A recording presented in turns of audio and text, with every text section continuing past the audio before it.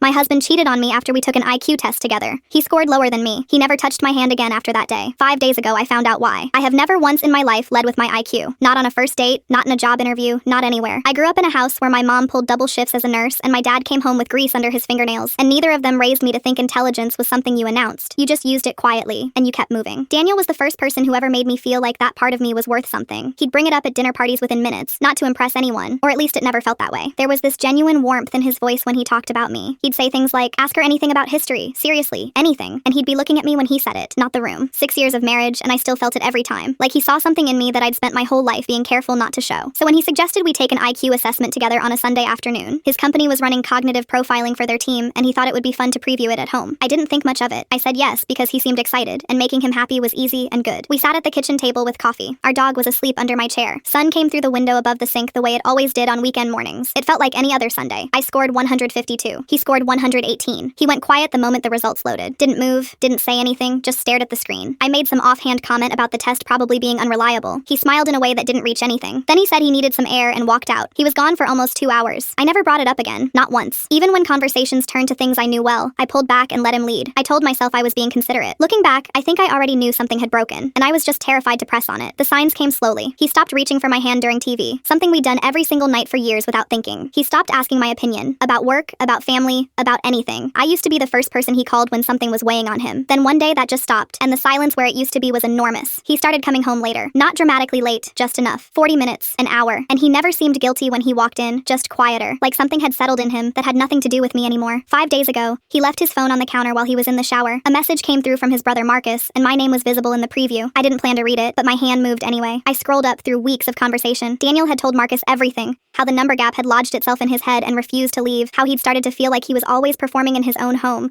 Always a step behind. Always catching up to something I was too careful to say out loud. And then there was a name. A woman from his office. He told Marcus that being around her felt effortless. That she laughed without that pause I apparently had. That she made him feel like the smartest person in the room again. Marcus asked what her IQ score was. Daniel answered with a number. Just the number. Like it settled everything. I put the phone back exactly where I found it. I walked to the couch and sat down. 20 minutes later, he came out in his pajamas, hair still damp, and asked if I wanted to watch something. I said, sure. I couldn't tell you one thing about whatever we watched. He kissed me goodbye this morning and said he'd be home by 7. I said okay. I listened to his car back out of the driveway and sat there with my coffee going cold, thinking about that Sunday, the dog, the light, how ordinary and unknowing everything was. I never wanted to be the smartest person in the room. I only ever wanted to stay in the room with him. He did the math and didn't like what it said. So he quietly found someone who made him feel like the answer was different. He never once considered what solving for that would cost me.